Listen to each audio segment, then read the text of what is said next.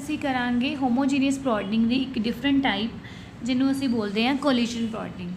Coalition ਬ੍ਰੌਡਨਿੰਗ ਜਿਹੜੀ ਹੈ ਉਹ ਹੁੰਦੀ ਹੈ ਕਿ ਅਗਰ ਹਾਈ ਟੈਂਪਰੇਚਰ ਦੇ ਉੱਪਰ ਜਿਹੜੇ ਐਟਮਸ ਨੇ ਉਹ ਅਦਰ ਐਟਮਸ ਨਾਲ ਜਦੋਂ ਕੋਲਾਈਡ ਕਰਦੇ ਨੇ ਤਾਂ ਐਟੋਮਿਕ ਰੇਡੀਏਸ਼ਨ ਦੇ ਵਿੱਚ ਜਿਹੜਾ ਸਡਨ ਚੇਂਜ ਆਉਂਦਾ ਹੈ, ਮਤਲਬ ਉਹਦੇ ਚੇਂਜ ਆਉਣ ਕਾਰਨ ਫ੍ਰੀਕੁਐਂਸੀ ਚੇਂਜ ਹੁੰਦੀ ਹੈ, ਜਿਸ ਕਾਰਨ ਉਹ ਜਿਹੜੀ ਸਾਡੀ ਪੀਕ ਹੈਗੀ ਹੈ ਕਹਿ ਲਓ ਉਹ ਥੋੜ੍ਹੀ ਜਿਹੀ ਬ੍ਰੌਡਨ ਹੋ ਜਾਂਦੀ ਹੈ।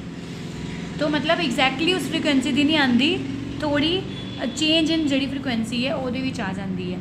तो ब्रॉडनिंग जिमें कि तुहानूं पता है कि full width at half maximum लैके वो असीं करते हैं, तो ये भी असी सेम मैथड ही इंप्लॉय करांगे। पहले असी ईटी जेड़ा वा जेड़ा मतलब जिन्ना जेड़ा इमिटेड वेव ट्रेन जी है वह असी लवांगे ई वैक्टर यानी कि इलैक्ट्रिक वैक्टर।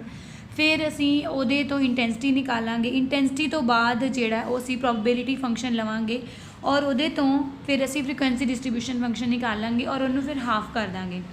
जिथे हाफ होंदे वो वाले फिर जिहड़े ओमेगाज ने उन्हां दा डिफरेंस जिहड़ा वो असी लवांगे तो उत्थों साडे कोल ब्रॉडनिंग फैक्टर जिहड़ा साडे कोल आ जाएगा। तो इत्थे तुसीं देखदे हो कि जदों भी कोलिजन हुंदा है तो जिहड़ा चेंज इन फेज़ है, मतलब कुछ जिहड़ा फेज़ है वो चेंज होंदा है और जिहड़ा चेंज होंदा फेज़ वो असी फाई नाल जिहड़ा वो रिप्रजेंट किया होया। तो इस तरीके नाल असी ई टी दा एक्सप्रैशन जिहड़ा वा वो असी इत्थे लिख सकते हैं। तो हुण असी हुण इत्थे की कीता है, अगेन जिवें असी टाइम स्पेस तो ओमेगा स्पेस ते असी गए सी फोरियर ट्रांसफॉर्म करके, तो इत्थों अगेन वो फोरियर ट्रांसफॉर्मेशन सिंपली असी कीती हुई है 1/2 पाए ते एक जिहड़ा वा टी नॉट तो लैके टी नॉट प्लस टाओ तक वो जिहड़ा टाइम है उन्ने दे विच असी जिहड़ी है उहदी देखना है ई ओमेगा। तो जदों असी इहदी इंटैग्रेशन करते हैं तो मैं ये जिहड़ी तुहानूं थोड़ा जिहा सिंपलीफाई करने दे लई एक ई रेज़ टू पावर वाला फैक्टर ए वाला, एक e raise to power factor वाला ए वाला, अगर असी इन्हां दोवां नूं एडिशन करते मतलब सिंपलीफाई करते हैं तो मैं पहले आयोटा ओमेगा टी लिख लिया, बाद विच minus iota omega naught t plus iota phi ए लिखिया होया। तो जदों इहदे विचों असी आयोटा कॉमन निकालते हैं तो omega minus omega naught into t आ जाता है। तो इस तरीके नाल ए वाला जिहड़ा फैक्टर है ये तुहाडा इत्थे जिहड़ा वो इस तरीके दे नाल जिहड़ा वो आंदा है। तो आफ्टर इंटैग्रेशन साडे कोल ए वाला एक्सप्रैशन आ जाएगा। हुण जिवें मैं तुहानूं दस्सिया कि इंटेंसिटी नूं पहले असी क्योंकि ई दे स्क्वायर दे प्रपोर्शनल है तो इहदा असी जिहड़ा वा स्क्वायर जिहड़ा वा असी कर देवांगे। तो इत्थे असी इहदा सिर्फ स्क्वायर ही कीता है। तो जिहड़ी प्रोबेबिलिटी है कोलिजन दी मतलब टी डैश तो लैके T dash plus D T dash तक वो जी प्रोबेबिलिटी है वो असी दस सकते। मीन कोलिजन टाइम असी ले लिया टाउ सी, वो असी डिवाइड किया तो e raise to power t dash by t c जो असी लिया ऊपर फैक्टर, ठीक है। और हुण जी इंटेंसिटी है वो कि प्रपोर्शनल होएगी, एक तो ए वाला जो फैक्टर है साडा है ना, और वो इंटेंसिटी प्रपोर्शनल है ना, तो ये लगेगा प्रोबेबिलिटी वाला जो फंक्शन है, ठीक है। तो इस तरीके दे नाल तुहाडे कोल ये जिहड़े फैक्टर्स ने साडे कोल आ जांदे ने आफ्टर इंटैग्रेशन वी फाइंड दिस। तो जिहड़ी इंटेंसिटी दी डिस्ट्रीब्यूशन है बेसिकली उही तुहाडी फ्रीकुएंसी दी डिस्ट्रीब्यूशन है ना। तो ये बेस आ देखो हुण जिहड़ा आ तां सारे जिहड़े कॉन्सटेंट फैक्टर्स आ, इंटेंसिटी डिस्ट्रीब्यूशन भी तुहाडी यही लिखी हुई है, फ्रीकुएंसी डिस्ट्रीब्यूशन तुसीं देख सकदे हो, ये इंटेंसिटी डिस्ट्रीब्यूशन है, ये तुहाडी फ्रीकुएंसी डिस्ट्रीब्यूशन है। असी पिछली बार भी देखा सीगा कि इंटेंसिटी और फ्रीकुएंसी डिस्ट्रीब्यूशन असी इस तरीके नाल जिहड़ा उहनूं लिख सकते हैं। तो बट एक फैक्टर असी इहदे विच के पाने आ कि असी जिहड़ा वो फाइंड करना है यूजिंग नॉर्मलाइजेशन। जब असी नॉर्मलाइजेशन करनी है कि root of g l minus infinity to infinity जिहड़ा वो 1 होना चाहिए, रूट नहीं सॉरी इंटैग्रेशन जिहड़ी है वो माइनस इनफिनिटी तो इनफिनिटी तक जी एल की जिहड़ी वो 1 होनी चाहिए है। वो नॉर्मलाइजेशन कंडीशन इहदे उपर लगा के असी के दी वैल्यू जिहड़ी वो पता करनी है। तो तुसीं इत्थे देख सकते हो कि मैं इत्थे 1/टाउ सी जिहड़ा लास्ट वाला फैक्टर है इनू असी मैं कॉमन लिया तो इहदी जगह ते 1 आ जाएगा, इहदे विच टाउ सी मल्टीप्लाई हो जाएगा नाल टाउ सी दा स्क्वायर।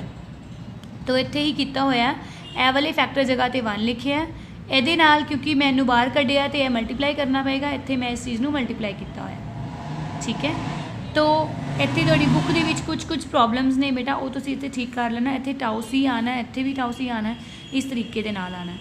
तो के दी वैल्यू जिहड़ी है वो उन्होंने बोल दी है कि जिहड़ी के दी वैल्यू है वो 1/पाई टाओ हैगी है जिहड़ी कि असीं नॉर्मलाइजेशन नाल जिहड़ी है डिटरमिन की है। तो तुसीं देख सकते हो ना इत्थों टाउ सी जिहड़ा नीचे सीगा वो ऊपर जाके पहले टाउ सी दा स्क्वायर हो जाएगा, तो तो के की वैल्यू जी है वो साढ़े को 1/π हैगी है। मतलब सपोज यदा मैं इतने स्क्वायर लिख दिनी है चलो, तो जी के की वैल्यू 1/π ते टाओ सी हैगी है। ये जो यह कैंसल होएगा तो अल्टीमेटली यही वाला फैक्टर आना मेरे को, ठीक है, जो इतने लिखा होया सीगा। तो 1/π टाओ सी बाय दिस फैक्टर जोड़ा वो जो ये चीज़ साढ़े को आ गई है फाइनली।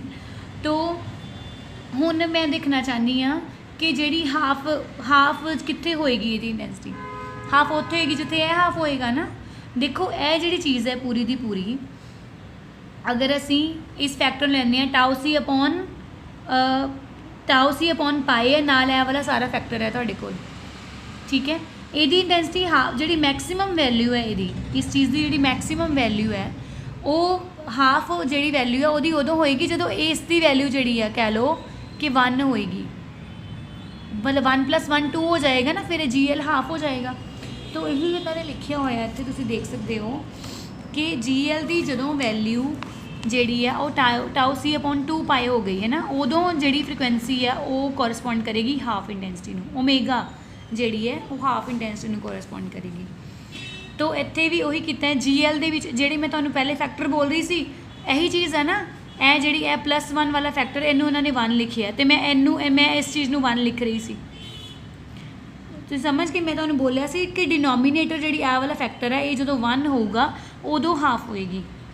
तो तुसीं उत्थों भी डायरैक्ट ए वाला स्टैप लिख सकते हो कि यदी वैल्यू जो 1 होएगी उदों हाफ होएगी, तो ओमेगा नूं तुसीं हाफ के नाल डिनोट जिहड़ा वो कर दिओ। तो इनू जो असी हल्का जिहा सॉल्व करांगे क्योंकि ये 1 दे इक्वल आ, तो ये जड़ा नीचे जाके डिवाइड हो जाऊगा, फिर स्क्वायर है तो अंडर रूट हो जाएगा, तो 1/+ टाओ सी जो तुहाडे कोल आ गया, ठीक है। हुण देखो कि ओमेगा नॉट जिहड़ा है ना वो साडा इत्थे हैगा है, ठीक है, ये हाफ है तो इत्थे जिवें यह सपोज है इंटेंसिटी आई है तो यह होगी I/2, ठीक है। हुण यह वाला जी वैल्यू आ ये साडे कोल हैगी है ओमेगा नॉट माइनस हाफ, और इत्थे हैगी है omega naught plus g half है। तो बेसिकली असी ये वैल्यू पता की है ना, डिफरेंस की वैल्यू पता की है, ये साडे कोल 1/टाओ सी है, ये की है 1/टाओ सी, तो यह वाली भी 1/टाओ सी। तो बेस जो असी फुल विड्थ निकालनी है, यह वाली पूरी फिट निकालनी तो डबल हो जाएगी, तो 2/टाओ सी जी है वो साडे कोल आ जाएगी, ठीक है।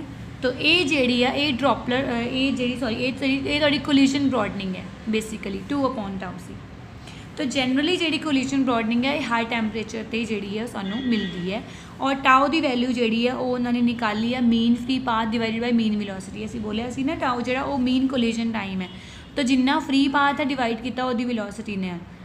तो ये जोड़ा वा अगर pressure of the gas P या M वो मास है A रेडियस है, तो इस तरीके के नाल असी मॉलीक्यूल की टाओ सी जी है वो असी दे सकते हैं।